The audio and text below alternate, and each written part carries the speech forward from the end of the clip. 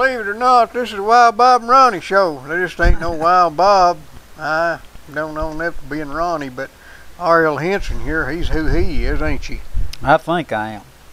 Bob may show up. He's probably asleep somewhere, dozed off, or in jail again. You can't ever tell. Do they have him a personalized parking place or anything down there? They got a staff parking spot for him. Oh, man. So, Mr. Henson, what has been going on in your life that you want to discuss anyway? Mine's not very exciting, I don't believe. And a lot of it hinges around that little back book, you know, whenever you mash your finger and you have to take it out and look up. Boy, I mashed mine today. It's got a limber spot in it still. I carry a little book, you know, I told you about that, didn't I? I carry all them special words in. I use mine right often whenever I mash something that hurts. Yeah. I have to take it out and look them up. But anyhow, there's a lot going on. If you mash it a little more often, you would remember them. I don't recommend it. I don't either. One of the fellows I work with, he's got a little black book too, and it says New Testament on his. Yeah. And I believe his is a lot better than mine. Well, there's a lot of words in the Old Testament a man ought to say in public. They done a lot of begatting back in them days, you remember? A lot of theory. And fornicating too. Yeah, I was kind of dozing off a little there this evening. It rained and whatever, and you haven't seen my radio set up for entertainment or whatever. No, well, in my office I've got a truck battery. Yeah. And I got a car. I've seen that. I got a car radio. Yeah. And then I got a charger that goes over and charges this and that, and then my antenna. If I want, it's according to what I want to listen to, I have to take it out and hang it on the screen door. Anyhow. Boy, I used to listen to build radios and hang wires from trees and shortwave radio. Buddy, that wasn't a bad time. I had the first telephone company in Maryville. Did you install? Was it wireless or wire type? It was wire. It was hardwired. Okay. See, the telephone stopped about a mile from my house. By the road. And my cousin, that was my cousin, and I had her brother, my other cousin, and the mommy and daddy, they lived about halfway, and then me. So we strung a wire from my house across, I don't know where you ever been there, but there's a 40-acre field there in front of the house. I know we swung a wire from the top of a big white pine. I climbed up there and we swung this thing across that big field over there to the other hilltop and run it on out to my aunt and uncle's house, and me and my cousin had a telephone from my house to their house, an old crank tap, you know. And then we decided we wanted to go on up to the big line. So we run the wire. We didn't have enough water to do it. So we run it down through there and went to a road tie, went over and tied on to Donnie Cooper's fence. Used his fence? Yeah, we run it up there till we got to a driveway. Then we tied on to that and snuck it up to a road tie and tied it back on up there. We had to do that twice. There was 2 road ties. And then whenever we got up there and tied 2 or 3 fences together, we was done it. We didn't ask anybody. We was done it.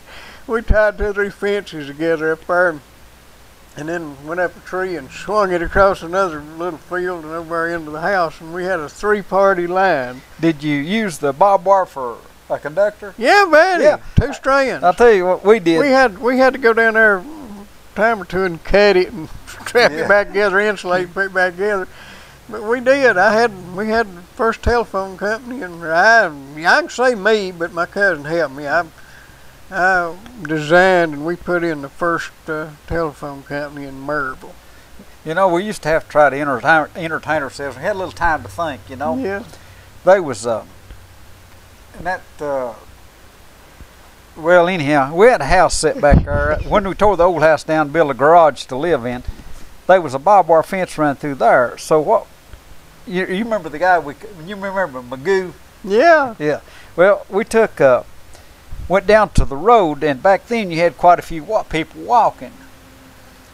And we went down to the road and got us a speaker out of something and hit us a speaker down there. And back up at the house, we hooked the radio up. Yeah. And we used the barbed wire yeah. as our conductors. And you get a kick out of watching people come down there and all of a sudden they're listening to music or to whatever and they're trying to find it. You ever hollered at him. Yeah, Hey, you got the light? You got the light? Get me out of here. Get me out of here. Oh, Sneak Wright. He got in trouble one time. You ever been around Sneak? No, I know who you're talking about. He was throwing his horse. He was talking. You hear, hey, Ronnie, hey.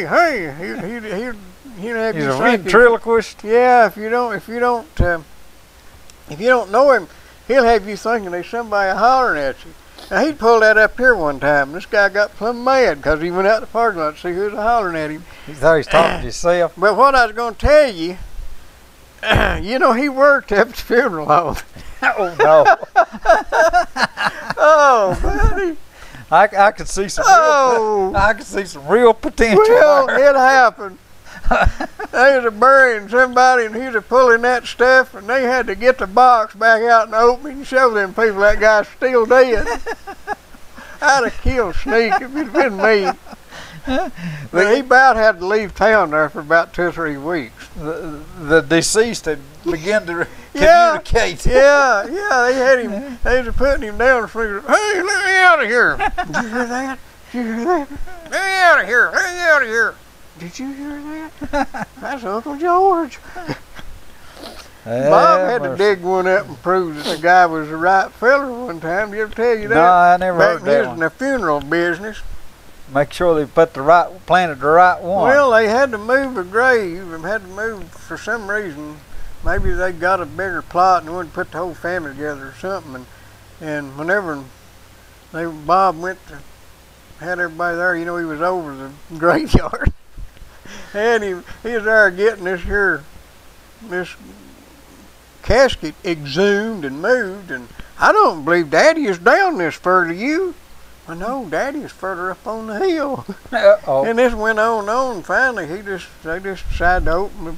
Yeah, that's Daddy, all right. I remember that blue suit. Okay, all right. I was requested one time to take the crane and go to a cemetery and exhume the casket. Lift out a vault? Well, yeah. And what they were going to do, they were going to put it in an above-ground mausoleum type thing. Well, full of water? Well, I don't reckon. We didn't have no trouble just jerk it out there if they got uncovered it, whatever. But anyhow, I heard one of them guys there said this was a local dignitary from years back. And he said, yeah, it's getting too hot down there for him. Said they had to raise him up a little. Oh, boy. Must have been like the ones we got now. Yeah, maybe. But, well, what do you think about what all the great things that are happening or whatever the local shooting, or, well, it ain't local, but the well, I think if disaster Obama had a son, he'd look like that guy. Well, I tell you what, in my thinking, when I first heard it, first thing went through my mind, how long will it take for Obama to get on this? It didn't take long, did it? Well, I listened to his speech, if you call it a speech. Well, it would be considered a speech. My opinion, that speech was written previously. Well, I don't doubt that. It was already written and laid back and waiting for the situation. And then what happened, they just fill in the names and the numbers. But I really I appreciate him blaming me for it, and all the other citizens around here are in the country that owns a weapon. One of the statements he made, something about, he gave his opinion of Pryor, that Pryor just wasn't getting it. So I guess that's how he feels about that. Well, I'm going to tell you, I thought, and I didn't see it, I don't have television, but I listened to it yesterday. I thought that was the best speech I've ever heard him make. I didn't agree with over 99% of what he said, but he actually said something instead of beating around the bush and hum-hawing the and trying to figure out how to not say the wrong thing and be but it don't make any sense. He needs to go up to Chicago, his hometown, and see how many people have been killed up there, and you ain't allowed to own a gun in Chicago. No, there ain't been nobody killed in Chicago. This know better. Law ain't away from guns. Why don't they just pass a law against murdering people? And oh, wait a minute, they already got one. Well, like you was talking about the speech, this speech, that wasn't the first time he's done that speech. No, I'd say he's practiced it. Oh, yes, he has, and he read it. He didn't, it wasn't, you know what I'm saying, from the off the cuff or whatever. But anyhow, he's practiced and he's been coached on how to deliver a speech, where to put the pauses and the breaks and the tear jerkers and whatever else into the thing. And he definitely had that one, because the way he delivered. Well, let me back up and say this. My opinion, whenever he heard this news, I got my opinion of what he said. Oh boy, you know, whatever, you know, here we go. We got what we waiting on. And he indicates that he's heartbroken. I don't buy it. I think he was, I don't know what the old word around the country would be, tickled or whatever about the thing, but they've waited for something like this to happen to get this speech out here and go after the weapons. And I don't know, do you reckon when we send our weapon in, are we going to have to pay? I ain't sending mine. You ain't? Well, I done got mine packed up. Okay. Will they pay postage on it, or do we have to pay You better not mail it.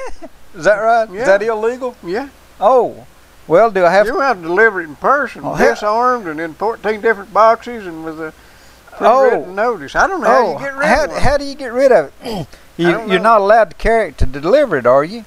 No. So you can't mail it. Well, I didn't know you wasn't allowed to mail them. I had one I sent back to the factory, got it fixed, and they sent it back to me. I didn't know I wasn't allowed to. I don't know whether you can or not. I'm just, but I thought it was interesting how quick that he got on this. And of course, he don't write a speech no how. I mean, there's people that writes this stuff for him. Well, here's the thing about it. That boy, well, he's 26-year-old. 26, but he's still a boy. Well, the man was crazy. The boy was crazy. And if you didn't have television and all this year plastering their names out there, this wouldn't have happened. None of these things would happen if they didn't play them up. And here's the thing about it. Whenever you're crazy to start with and you think, boy, I'm going to be famous, boy, I'll look down on them people and laugh. Well, if you don't, you're dead, you know. There was, as soon as I heard this thing and the way they was delivering this and the way this being tight-lipped about a bunch of it, there's a lot to this that we're not going to hear. Mm-hmm. Especially, did you hear the question you asked the people before you shot them? Mm-hmm. Oh yeah, you Christian. No, what's your religion? Yeah, are you a Christian or whatever? This part has been held back. And do you really think that if this guy had said, what's your religion, and he just killed the Muslims, do you think Obama would have kept his mouth shut about that?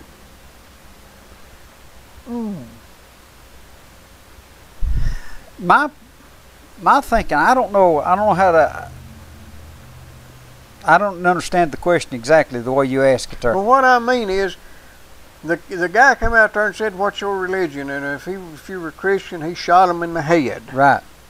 If it was some other answer, he shot him in the legs. Yeah. Now, Obama didn't mention any of that I've heard. I don't know what about. No, not in his speech he didn't. Has he said anything today about the war on Christians? I have not. If it has, it hadn't come through the media that I've been listening to. Don't you think that the first thing that would come out of his mouth is to be deriding these people for jumping on Muslims had it been the other way? Oh, I see what you're saying. In other words, had this shooter if he'd have shot the Muslim, Christians in the leg and the Muslims in the head, well, we can't have this here discrimination against Muslims. I understand what you're saying. I had a question that came to my head, or came to my thinking. The president was raised in a Muslim or Islamic environment. Mm-hmm. School, you name it, everything. His daddy was a Muslim. His According father? to Muslim hierarchy, family relationships, if your daddy's Muslim, you're Muslim. Okay. Whereas if your mother's Jew, you're a Jew. Okay. Then that would make him a Muslim by the orders of their religion, yeah. Okay. Now, I don't know where, I don't ever hear him say that he's a Christian or whatever else he may have. He claims to be, even up there in Jeremiah Wright, where they goddamn America. If he claims that, what I would like to know is at what point or when did he denounce his Muslim faith? Well, he had somewhere along the line he had to denounce it or renounce or whatever in order to. You can't be both. He joined the church up there when it became politically advantageous, is my opinion. But what I know. Yeah. It. Got any latest news on any of this?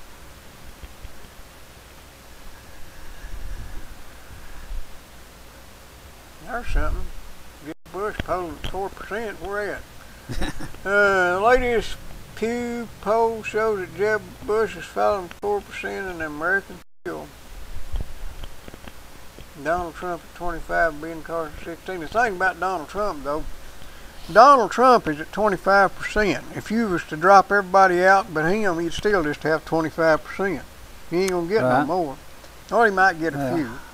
I like what Trump is saying. I like to hear him talk and whatever else. But when I ask myself questions as to how he is going to implement the things he says, I have a hard problem understanding how he can make it work. Well, my problem with Trump is he's a liar, he's a thief, and he's a deadbeat. That'd make him a good politician then. Well, I figured he's top of the line. He ought to be county mayor or city mayor. But what I mean is I can prove to you he's a deadbeat because he let 4 of his companies bankrupt, and although he brags about his billions, he didn't pick up mom and pop's bills that his companies run up. So he's a deadbeat. He didn't pay his bills. He just used the law. He's legal, but he's a deadbeat. He's a thief because he's glad to use eminent domain to make people sell property when they don't want to sell it so he can use it for his own benefit. That's stealing. And the third thing is he said he didn't try to get in the last debate, he said he did not try to get a casino license in Florida to get casino gambling in Florida, and it's on record in newspaper articles from the time, several, about the procedures they went through. That's a flat-out lie. So he's a thief, a deadbeat, and a liar, and I won't vote for him. Well, if I had to vote between him and Obama, I'd just shoot myself. Well, Obama says that he can win again if they'll let him run again, and he could. He could. You'd be surprised at the number of the people in this country that agree with everything he says. And even if they disagree, they'll say they do just because of that D. And that's... Well, I give up. You can't save a fool from himself. And I just don't argue politics with anybody anymore because I know that they're either stupid or dishonest or they agree with me. Oh, mate. Well... How could you not agree with me? I'm right. If you can't see it, you're stupid. And if you understand it and still don't agree with me, then you're dishonest because you won't use the power of government to steal other people's property so you can spend it the way you want to. I heard got a call last night that there was a discussion or whatever going on I believe it was Savage last night, and I got the last part of it, and it had to do with Benghazi. I remember him. Yeah. One of them old Ghazi boys. One of them old Ghazi boys. It was. That Ben, he's the worst one in the bunch. Yeah, it was dependent on Queen Hillary to whatever. Whenever, who's the guy over there that's supposed to have used the gas on his own people? Was it the guy in Iran? Well, Iraq. That was Saddam Hussein, and Assad is using it over there too. Assad, that's who I'm thinking about. Anyhow, the caller gave out some information, and there was a question that I had when Assad or Hussein or either one, for them to gas anybody, just to have this gas, it had to be produced, manufactured, or obtained from some place. And well, you know, Saddam Hussein had manufacturing plants previous to the Gulf War, and then he moved his stuff to Syria. Anyhow, this guy said that this thing in Benghazi, that the guy that got killed there, or two of them, knew stuff that went on that had to do with this gas.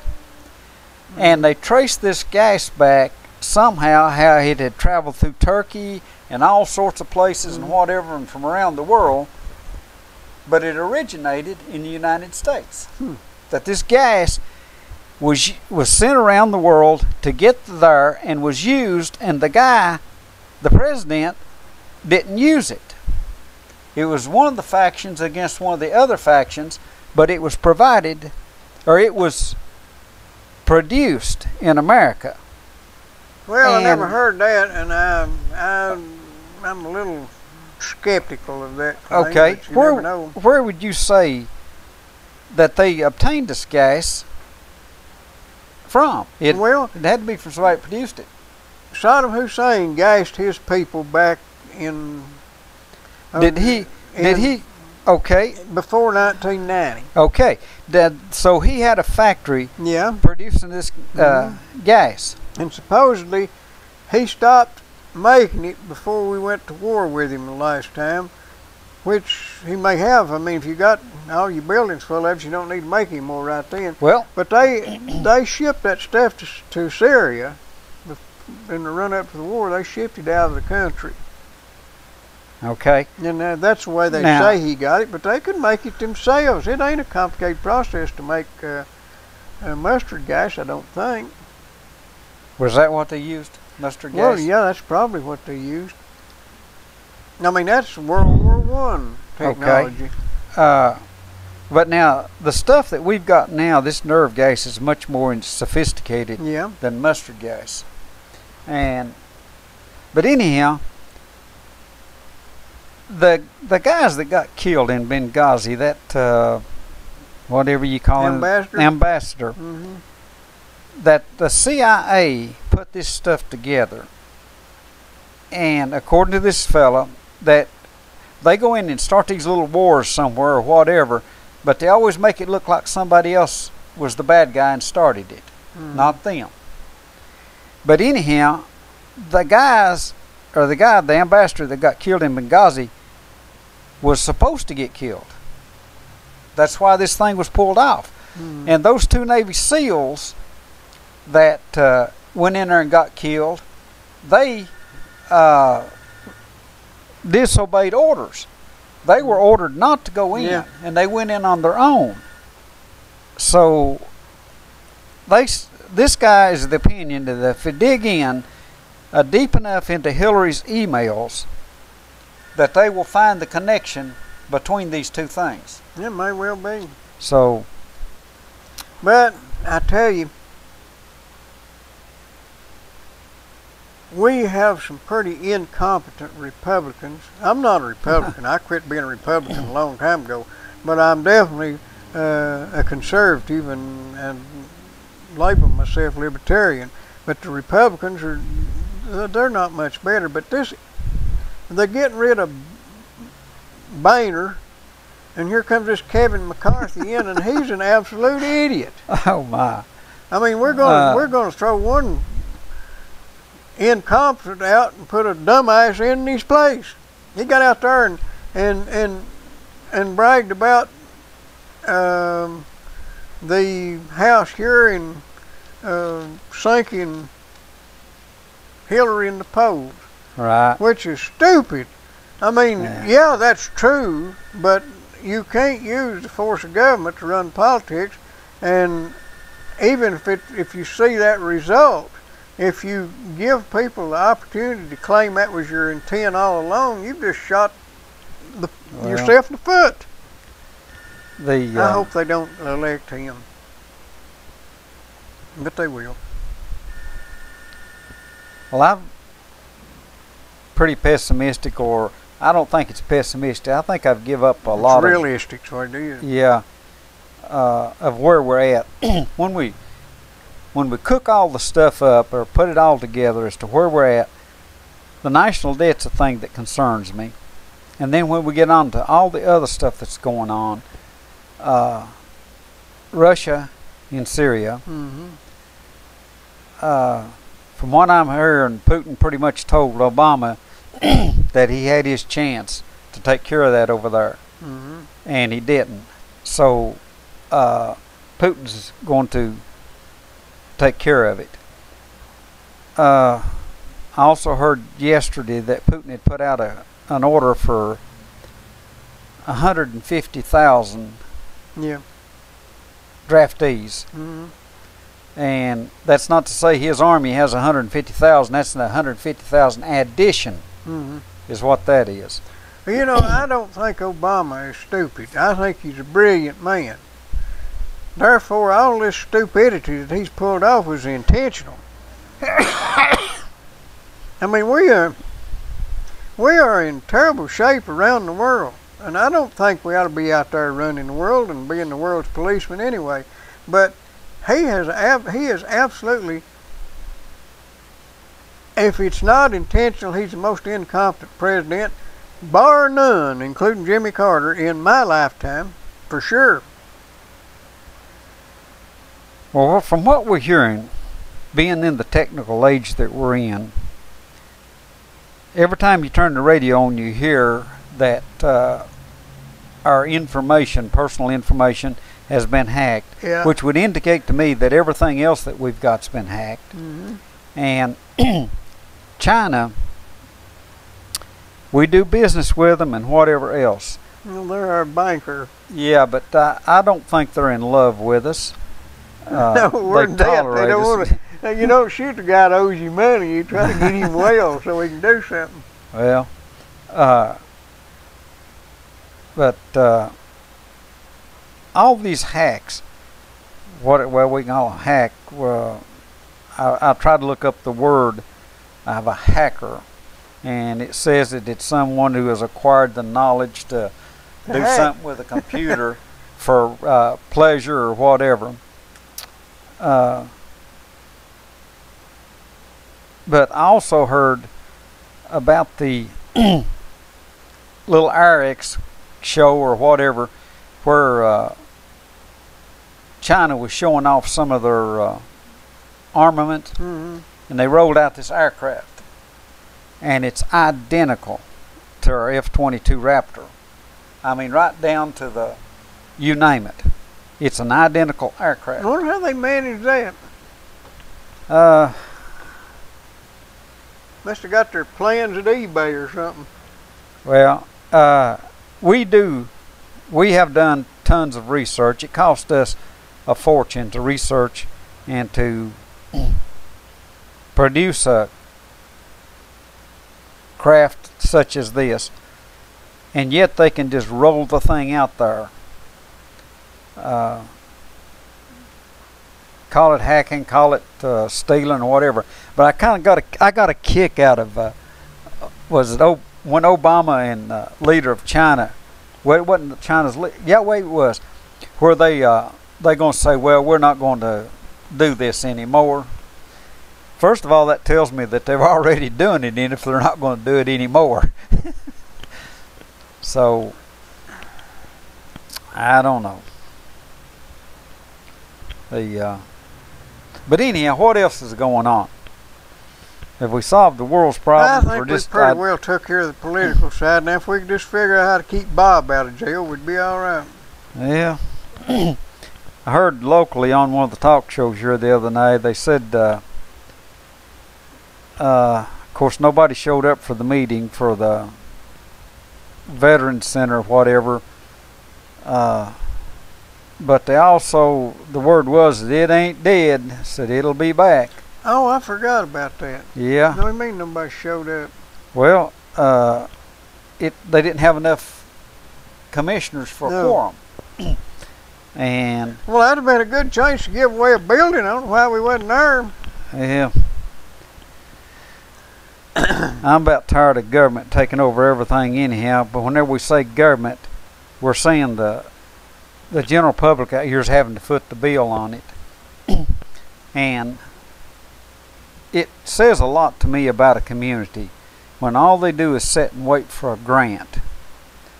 Where would your business, where would you be at if you waited for a grant? We get to death. Well, we get out here 60 years ago. We got here, we go to work every day to try to earn a living in whatever, in a city, in a county, or whatever, can't survive without a handout. There's something wrong. But anyhow. Well, what gets me is these local governments will deal. Somebody will offer them a $10,000 grant. All they got to do is put up their own $10,000. Usually it's more than that. Usually to get $10,000, you have to either put up $30,000 or $40,000. Well, $20,000 or $30,000 to go with it in order to get the grant. Well, they're going to give them $10,000 to do something that don't need doing and they never even thought of. But they're just tickled to death to put up their matching money to get this free money, and this free money is not doing them any good. They're having to spend their own money to get something they don't need. They'd be better off to leave it alone. Just cause you've got somebody building a bridge that's bringing money into the city, and you got to put up matching funds, you ain't no better off, because they're going to hire somebody from out of town to come build it anyway. Well, how many have you been up? I don't know. I've got no idea. But is there any local people working on that bridge they're building up there? If you'd asked me a little earlier, I could have told you. There's not the CNC is furnishing the concrete for it. Of course, there's not any crane. Well, there's probably a crane here that could handle that stuff. The beams were precast. They were poured somewhere else. What about the people that are doing the work? I don't think, no, the contractor is not local. The contractor is from, I don't know who the contractor is, but there's not a local contractor or bridge builder. The closest ones around that I know of is Potter's out of Scott County. Yeah, they built this one over here. Yeah, they built this one up here. So you're saying that probably the only money that's being spent is for the concrete? That's about it. Well, I know that that's good to give them local business, and they've got employees that are getting paid and stuff, but their product, they're buying all the components from somewhere else, so you're not got really a whole lot of money that's staying right here. The key ingredient is coming out of Chattanooga. Their cement is, I believe, but anyhow. If you pay $100 for concrete, how much of that is approximately for out-of-county components? No, you can say out-of-city. I'd say there's at least, I'm going to say 60%. Is CNC in the city? It is now, I think. I think they have been annexed. When? Sometime past, because that subdivision that they're sitting right in the end of that subdivision. Mm-hmm. So I think it is now. Well, I was going to say, good possibility they went out of county out of the city to get the concrete. There's another concrete place right down here in the city. Well, you know? The city doesn't have anything to do with that. Whenever they let that contract, the contractor gets his goods from wherever. My point is, the city is contributing money to that thing and saying that look how much money we're bringing in here. But I don't believe they're going to have as much stay in here as they're paying in contribution to this thing. I'd say you're right. I wonder what's going to be the next big project the city's going to do now.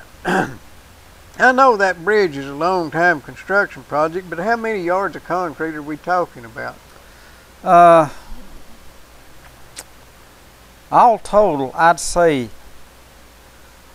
no more than 200 yards at the most, because the largest percent, no, it'd be much less than that, because the beams look like they were set on 3-foot centers or something like that, and the deck,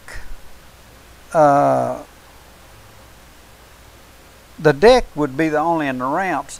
Of course, the headers, and to me, I know every engineers. Yards, what's concrete now? $100 a yard. About $100 a yard. So you're talking about $20,000. Somewhere thereabouts. 40% of that stays $8,000. I know they put up at least $10,000. Well, they've done that much just for the engineering. Yeah. The engineering so alone. Actually, it's a net loss for the city. They're getting a bridge. What I saw there in the engineering part of course, they had to move their utilities or whatever. There was something I could not understand, and that was in the embutments on that thing.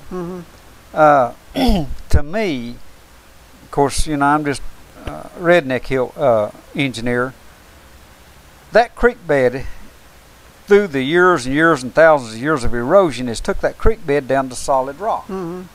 All you would have had to done there to put those bulkheads in, those headers, was very little bit of work, and you'd have been right on solid rock. Of course, you could set up and drill into the rock and tie into it with steel into the rock, and you got something that'll be there forever. Of course, this should be there forever too. No, they'll tear it down in 20 years and build another. Well, anytime you go down tight to bedrock, you're. I was up. I didn't pay much attention to roofing until I got in the roofing business, kind of. I was up at Jellicoe driving through there one time, and I got to noticing that rest stop over there. Yeah. I know the one you're talking about. Had a stainless steel roof on it. And I thought, ain't nobody in this county could afford to put a stainless steel roof on their house, but the state has done that, and since you're going to do it, you build that. That's the only roof that place will ever need. It'll last. Well, they tore it down though, didn't they? Yeah, and it wasn't long after that they tore it down and put a shingle roof on. That's why I say you may build it till it'll last forever, but they'll tear it down and build another. They never got that Camel Hump Bridge tore down to build another one up there. It was over-engineered to the point they couldn't tear it down. This is where government utilities and whatever spend money like you wouldn't believe. And when we're talking about bridges, that Campbell Hump Bridge up there, they said it was 4 or 5 foot below the 100-year floodplain. So they humped it up. What in the heck do you care? As long as that bridge will stand there and the water go around it over to whatever, because the city lays 12, 15 foot below that bridge. I thought, the city's going to wash away. The only thing I could figure, I said when they built it, they had to hump it up, to make it legal. Right, yeah. I said, well, the only thing they're doing is making place for them people that's in the city when it gets underwater, go stand on the bridge till the water goes down. That's the only thing it's good for. There's dumb stuff. The bridge that they built over what we call 9th Street, or is it 11th Street? It's 9th Street, isn't it? No, wait a minute, 9th? 11th. 11th Street Bridge. They built a new bridge there. The railroad paid for it and turned around and gave it to the city. Yeah. All right, now the bridge is practically a new bridge. It's not over a few years old, and it's already been downgraded, I believe, to 5 ton load limit. Fire trucks can't cross it with water, of course. But see, what the railroad was smart, and I know who poured the concrete and whatever on it, and it wasn't us. But there's no call whatsoever for that bridge to be in that shape, because the concrete, whenever you're pouring a structure, I don't care what it is, especially bridges, it's tested on site. Every load that comes in is tested. And somebody dropped the ball. I don't know who or what, but the citizens is the one that'll pick up the bill. You're talking about the fire department. You know, the other day they had a mattress caught on fire down here at Jacksboro. And they sent 4 fire trucks through here, 2 ladder trucks and 2 fire trucks, and they went down there, and before they got there, Jacksboro Fire Department went over there and put the fire out. Well, when you say a mattress, was it on the 3rd floor of a building or something? I don't know. There's an apartment building down there, but there was 2 fire trucks and 2 of them big old ladder trucks went through here, zooming, and I just thought that half the town was burning down. And it turned out that they had a mattress afire down there, and Jacksboro put it out before they got there. I'll pull it up here somewhere. It's a jobs program. Most of it is. It absolutely is. So there will come a time that we can't afford it, though. Well, we've already passed that time, of course. Well, there's still a billing us for it. There'll eventually come a time when people say, I ain't paying no more, just take my house. You know, back during the Depression, a lot of these farms, people couldn't afford to pay their taxes, so they'd have a farm sale, they'd have a tax auction. And what would happen, everybody would go, and nobody would bid on it. Yeah, and if you bid on it, you may have an accident before you get out of there. And I'd say, you know, everybody knew what was going on. They kind of went along with it too, because they knew this guy's doing the best he could, and you're going to take his home. What are you going to put him poor farm then? They had a poor farm back then. Right there it is. It says, a light mist fell as smoke crawled out of the rooftop of the apartments that are located near Charlie's Pizza. It looks like a 2-story building. They had a ladder truck that would go all the way to the moon. In an ironic scene this morning at the southwest edge of the city limits of La Follette, where 4 La Follette Fire Department trucks responded to an apartment fire. Now, they didn't send one down here next door. There's 2 down there, but they sent these from uptown. However, it was Jacksboro Fire Chief Jason Shetterly and his crew in one truck arriving on the scene first to extinguish a bed that was on fire in an upstairs bedroom. There are no reports of injury at the apartments that are just back of Charlie's Pizza. Ain't that amazing? This kind of shows the intellect and whatever, how we depend on everything else. You take a mattress fire in a building like that. Surely to goodness, in an apartment building, they've got fire extinguishers. Well, they probably supposed to have sprinklers. And probably sprinklers or whatever. Well, look, they didn't need all that rigmarole. That was a money racket deal from the time they left the fire department. Well, we had a truck wrecked up on the interstate. See there, parked all over the place. Yeah.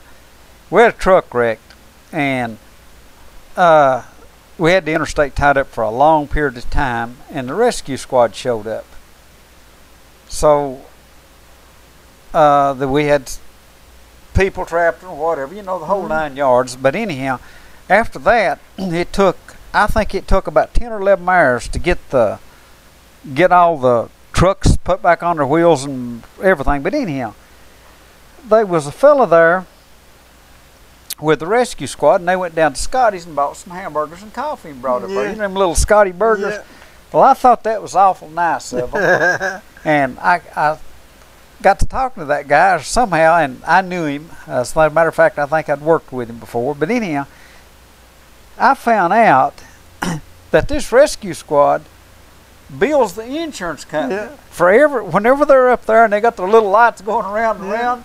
And of course, there's enough vehicles and caution lights and everything the whole world knows when the interstate's blocked. But I thought that was all where we make donations or whatever. I didn't realize that would be billed to our insurance company. How much they paid for them hamburgers? I don't know, but that wrecker guy there that was moving those trucks out, I think he made, I believe he said that they would take in about $20,000 or something off that wreck. And he said they'd be buying them another wrecker or something. But that's amazing. Everything, I don't care what it is, it costs money. Oh, yeah, except free stuff from the government. Free. It don't cost anybody anything. They just make it up, you know. Like a grant? Yeah, like them grants. Them's free. Yeah. Oh, you know, one thing ain't free, and that's propane gas, but it sure is cheap down at Diggers, down there in Sawmill Holler, right in the middle of the road, 562-5444, and think about Digger. He's been ailing. We do miss him and want him to hurry up and get well. But in the meantime, they're open usual hours, got propane and all sorts of know-how, and it's getting time of the year. You better be stocking up. 562-5444. And go by the Demery Mart and get you a pizza. You can call them up and they'll have it ready, and you get there and boy, they're good. They got other stuff out there. Take care of your camping and fishing needs and your just general little grocery items, and they got a little bit of everything and adding to stock all the time, and they make delivery on their pizzas. They're at 352-6111. 352-6111. And they're open 7 days a week, if I'm not mistaken. Yes, sir, they are. They close early on Sunday, I think about 7 o'clock at night, but the other times they're open around 9 o'clock.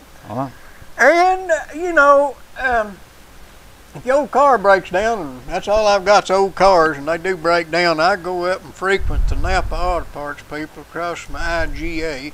It's NAPA, and if Jerry Kidd were here, he could tell us what it stands for, but I do know their phone number. It's 562-2529. Bob will call 2526, and the mayor's office will refer him to 562-2529. Don't turn that 6 upside down or that 9 upside down. It's 9, not 6. 562-2529.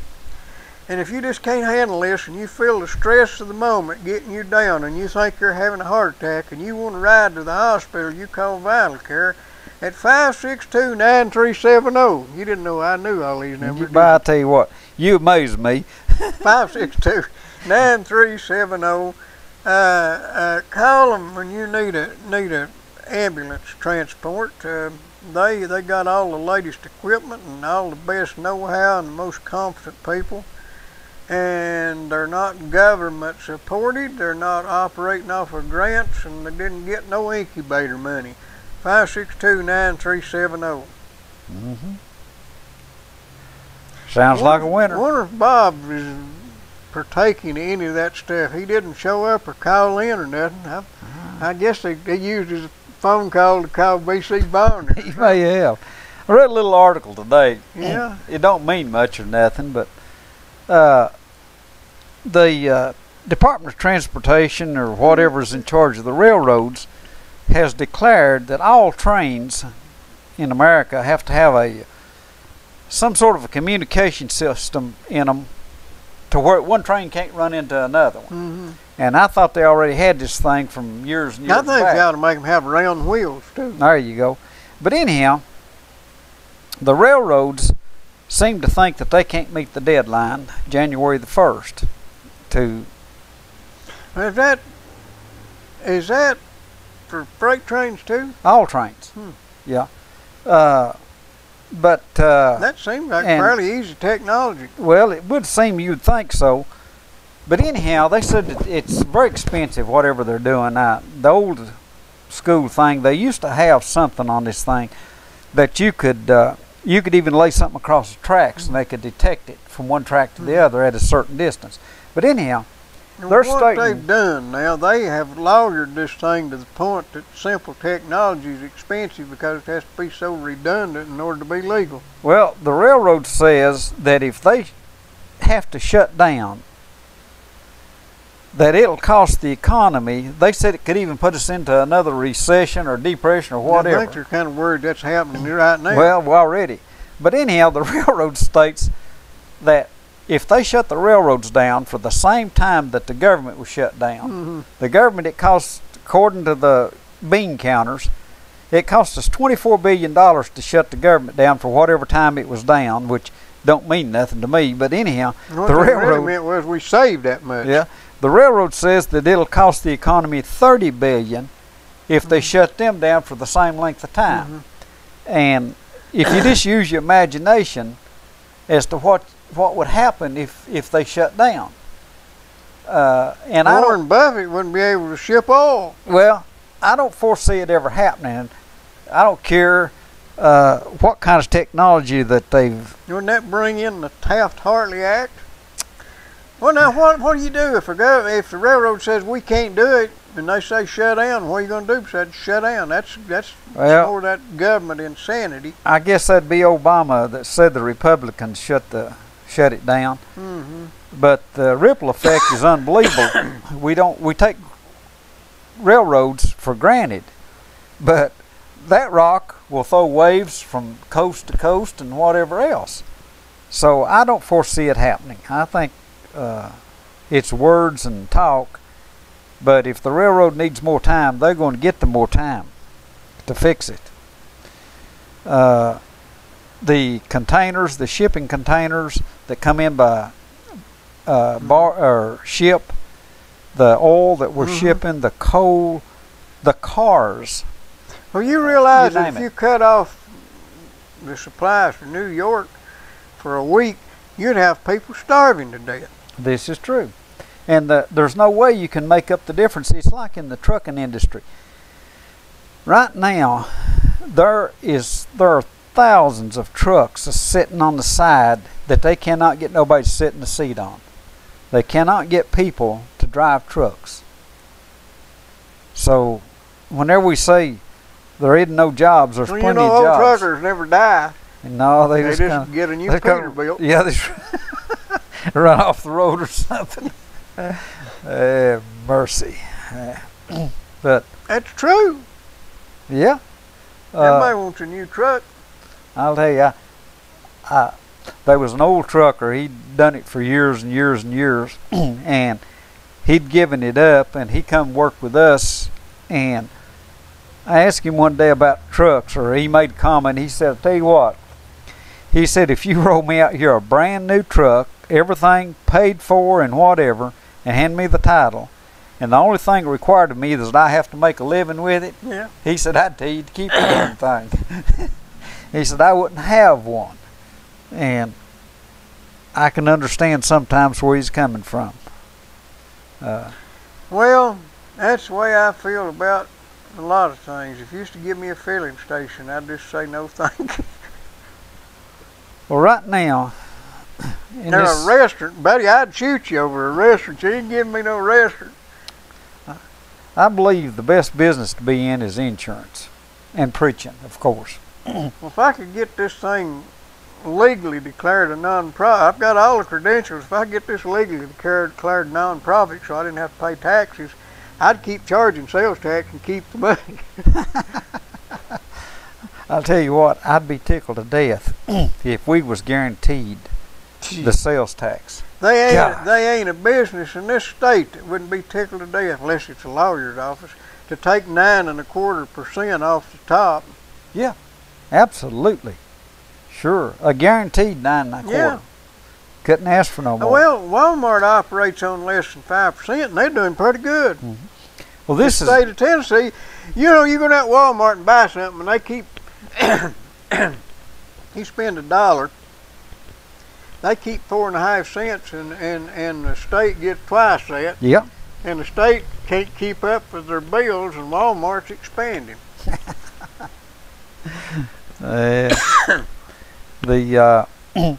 Whenever I hear that our infrastructure, our bridges, our roads are falling all apart, and our kids are hungry, and all this stuff, I think it's bull, because if you take a look at how much money we're spending on everything under the sun, from Obama taking a $400 million vacation and all the other things, there cannot be hungry children or roads falling apart or anything else.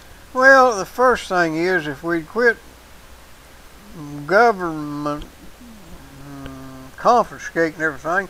In other words, if the state of Tennessee would sell this stretch of road to private business, it would be kept up well, and they'd operate on the tax revenue that they're already getting. The services that are being provided by our government, local, county, whatever else, I saw where some small place was going broke, and they started bidding out all their services. Yeah. And they've come out real good at it. They've made money, and we're locked into stuff the old way. We're doing everything as far as money's concerned the way they did it in horse and buggy days. Yeah, we're building education. You can get, yeah. I ain't got it, but anyway, you can take a little old thing about that big, and put every book in the public library on it. Yeah, and not only that, you can send it anywhere in the world in a few seconds. Yeah, sure can. That's. I've got a cousin. They had a reunion, and he was talking about somebody had said he had this little thing about that big. He give me. He said I plug it in my USB thing on my radio on my car. He said it's got 10,000 songs on it, and it ain't but about that big. Yeah, that's right. It's intimidating to me, but it's so fascinating where we've come, and it wrecks my mind to think of where will we go. Will we continue to expand for the next 20 years? Tell you one thing we're going to do. We're going to run out of time. We're out of time. Tomorrow, come on, 1450 WLAF.com or 100.9 FM or 1450 AM, and we'll be around. Thank you, folks. Happy trails. We ain't gonna sing.